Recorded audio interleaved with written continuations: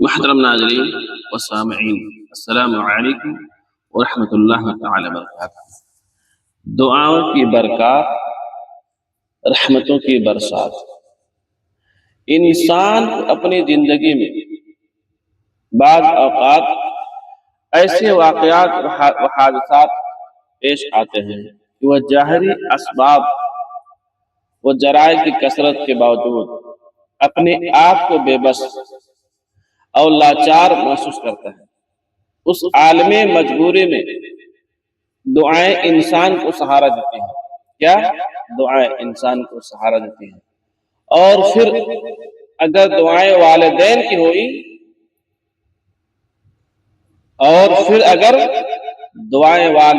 ہو تو ہمارے ارادوں اور آرزوؤں کو اور خواہشات میں قوت و توانائی پیدا ہوتی ہے۔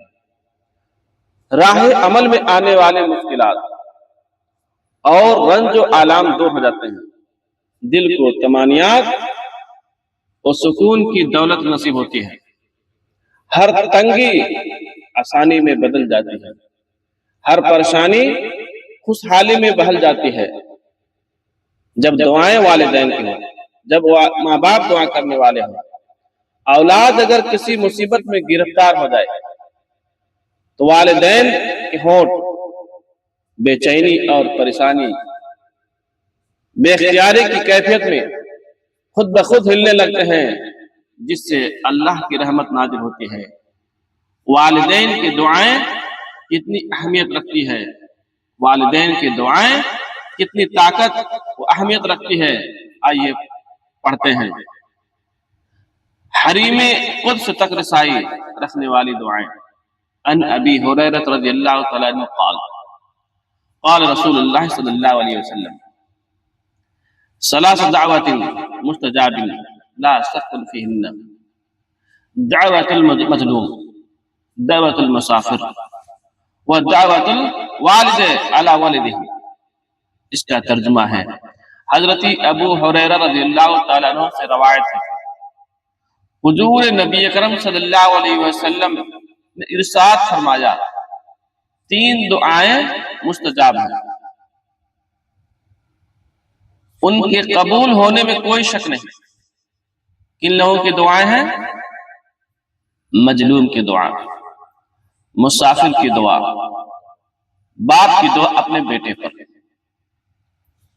درج بالا حدیث پاک سے معلوم ہوتا ہے کہ تین افراد کی دعا قبول ہے، وہ رد نہیں کی جاتی۔ اللہ تعالیٰ ویسے تو ہر ایک دعا سنتا ہے اور اس کی شان رحیمی ان دعاؤں کو صرف قبولیت بخشتی ہے، لیکن ان تین افراد کی دعا بلا شک و شبہ قبول و منظور ہے۔ باپ کے اپنے بیٹے پر احسانات ہوا کرتے ہیں اور بڑی تنگی کے وقت اس کی پرورش کرتا ہے، اور وہ اپنی اولاد کی بہتری کے لیے دن رات ایک کر دیتا ہے، اپنے آرام و صحت کی پرواہ نہیں کرتا، اور سب کچھ اولاد کو سنوارنے، اس کا مستقبل یعنی فیوچر بنانے کے لیے کرتا ہے۔ جب زمانہ کروٹ لے باپ اولاد کی خدمت کا محتاج ہو اور اسے اس کی محبت کا ثمر ملنے کا موقع ہو، بڑھاپا آ چکا جس کے لیے ساری جوانی سلگا دی، اب وہی اولاد باپ کے نافرمان ہو جائے، اب وہی اولاد جب ماں باپ بڑھاپے کو پہنچ جائے، وہی اولاد اگر نافرمان ہو جائے، اسے سخت صدمہ لگتا ہے، اس کے احکامات کو ماننے سے انکار کر دے، بلکہ اس کا دل رنجیدہ کرنے لگے۔ باپ جو سراپا شفقت ہے اپنی اولاد کے لیے، ایک نرم دل رکھتا ہے، اسے اتنا دکھی کر دیا جائے کہ وہ دل کی زبان سے ایسی ناخلف اولاد کے لیے دعا دے، دعائے قبر جلال کر دے۔ سن لیجئے، اس کی دعا فوراً قبول ہو جاتی ہے۔ یعنی جو اولاد اپنے ماں باپ کے اوپر ظلم کرتے ہیں، جو اولاد اپنے ماں باپ کے اوپر ستاتے ہیں، وہ پریشان کرتے ہیں، مظلوم کی دعا قبول ہونے میں شک نہیں۔ تو اس باپ سے بڑھ کر کون مظلوم ہوگا جس کی اولاد اس پر ظلم اٹھائے، جس کی اولاد اس کو ستائے، جس کی اولاد اس کو مارے۔ جب باپ کی عزت کے محافظ ہی اس کے قواعد عزت و کرامت کو تار تار کرنے کی در پر ہو تو پھر اس سے بڑھ کر مظلوم کون ہوگا؟ مسافر کی دعا قبول ہوتی ہے، کیونکہ وہ وطن اور اجائے و قربا سے دور ہوتا ہے، تو اس باپ کی کیا کیفیت ہوگی؟ وطن میں ہوتے ہوئے اپنی اولاد کے ہاتھوں بے وطن ہو جائے۔ بڑھاپے میں اولاد ہی سہارا ہوا کرتی ہے، اگر اولاد دشمن بن جائے تو باپ کے سارے ارمان ختم ہو جاتے ہیں، تو پھر وہ بھی اللہ تبارک و تعالیٰ کے قریب، بہت قریب ہوا کرتا ہے۔ اس وقت باپ کی دعائیں قبر و قہر و جلال سے بچنا چاہیے، اس وقت باپ کی دعائیں قہر و جلال سے بچنا چاہیے، کیونکہ دعا ہر پردہ کو چیر کر حریم قدس تک رسائی حاصل کر لیتی ہے۔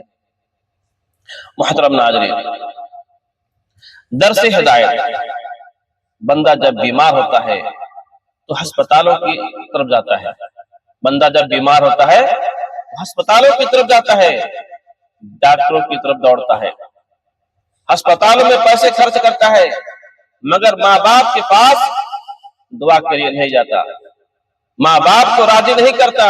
اگر ہسپتالوں میں جانے سے پہلے، ڈاکٹروں کے پاس جانے سے پہلے، پیسہ خرچ کرنے سے پہلے ماں باپ کو راضی کر لے تو لا علاج مرض سے بھی شفا ملتی ہے۔ ایک ڈاکٹر سے آرام نہ آئے تو دوسرے ڈاکٹر کے پاس جاتے ہیں، اگر دوسرے سے نہ آرام ملے تو تیسرے کے پاس جاتے ہیں، یہاں تک پھر کبھی بھی کہیں بھی نہ کہیں کام بن جائے، مگر یہ کوئی نہیں سوچتا ماں باپ کا بدل کوئی نہیں۔